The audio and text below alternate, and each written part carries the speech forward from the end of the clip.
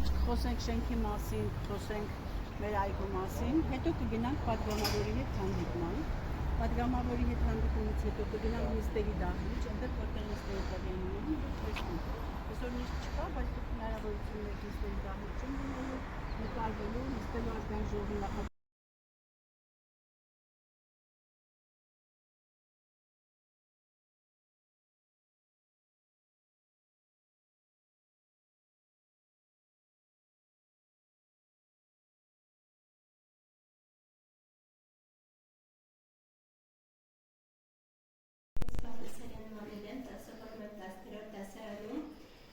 Ողջունում եմ ձեզ Փանիկի միջնակարգ դպրոցի անունից եւ մեզ համար մեծ պատիվ է այսօր գտնվել այստեղ եւ հանդիպել ձեզ հետ։ Մեր դպրոցը 2025-2026 թվականներին անցավ լայնածավալ վերակառուցման փուլ եւ այսօր մենք ունենք սեյսմակայուն, անվտանգ եւ ժամանակակից դպրոց։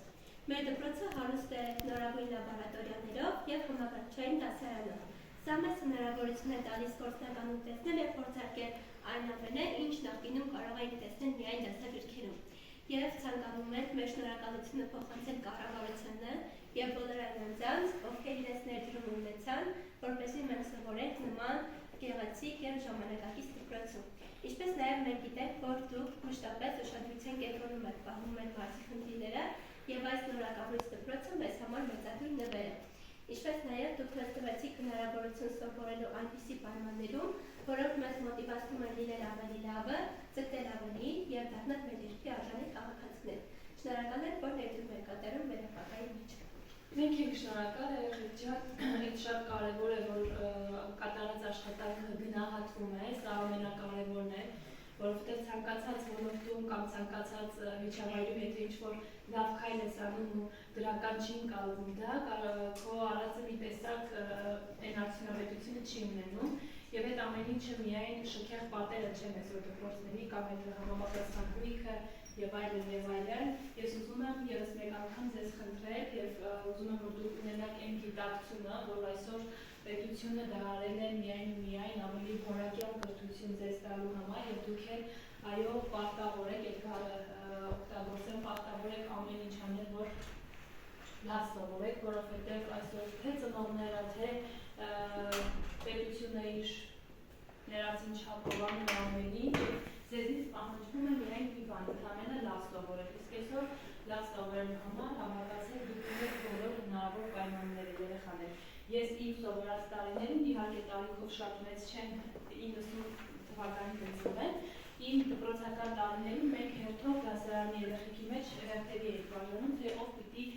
նավթ տանի այդ օրը ձմռանը վարելու համար, որպեսզի վարենք ուսումնական պրոցեսը իրականացնենք տաք պայմաններում, եւ ես խնդրում եմ դուք մտովի մի բան պատկերացնեք եւ համեմատականներ անցկացնենք այն պայմանների հետ, որում այսօր դուք սովորում եք։ Ու նորից եմ կրկնում, անկախ քաղաքական հայացքներից, անկախ նրանից, որ ես այսօր իշխող թիմի ներկայացուցիչ եմ, ես ուզում եմ, որ դուք իրականությանը տաք իրական գնահատական, համեմատեք մի քանի տարի առաջվա դպրոցները այսօրվա դպրոցների հետ եւ դուք արդեն հասուն մարդիկ եք, դուք վաղվա մեր ընտրողներն եք, ինչու՞ չէ վաղվա մեր պաշտոնյաներն եք եւ ուղղակի խնդրում եմ շատ հստակ գնահատական տալ կատարված աշխատանքին, որը չտեսնել ուղղակի անհնար է։ Ես եմ շնորհակալ եւ հաջորդ հարցին։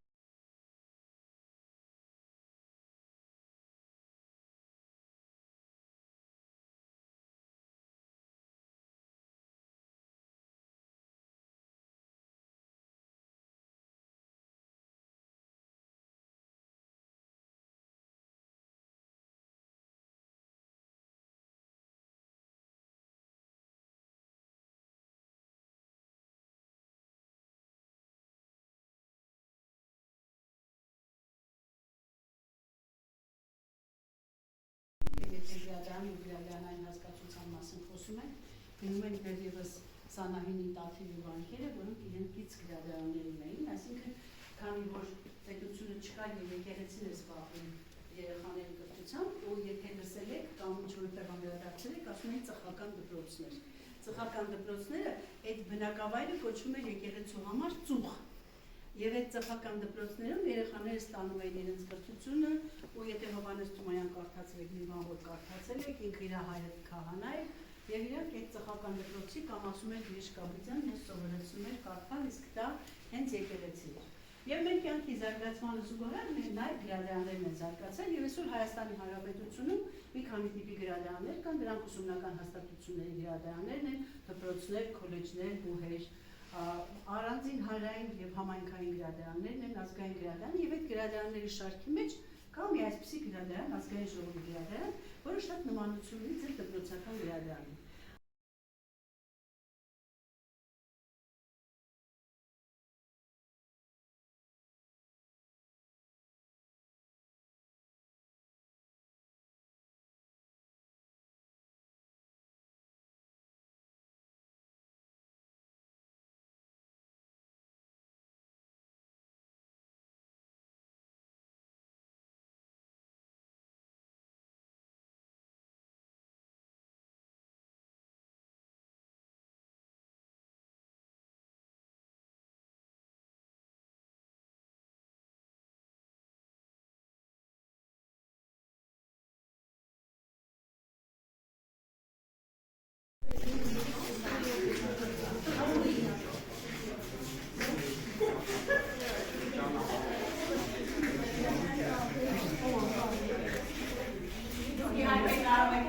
Բայց դուք չեք ոչ մի բանի, ես մի երկու խոսք կասեմ ընդամենը, մնացածը կմնա, որ դուք գիտեք, այնպես ինչպես գնում եք աշխարհի տարբեր թանգարաններ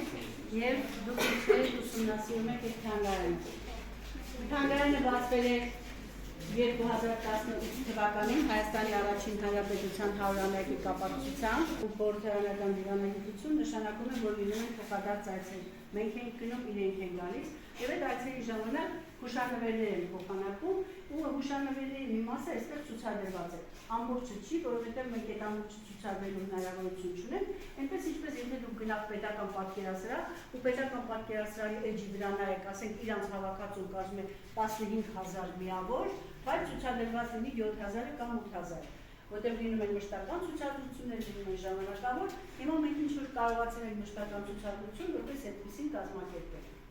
Այստեղ տարբեր երկրներ են ներկայացված, եւ եթե դրան մոտից նայում եք, ներկայացված է Ռուսաստանը, որը ձեզ շատ ծանոթ եւ գույներով է, եւ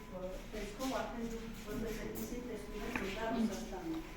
Ինչը կարող է ինչի վերաբերյալ ուշադրություն ասել, իհարկե դուք կարող եք թանգարանը նայել ամբողջությամբ,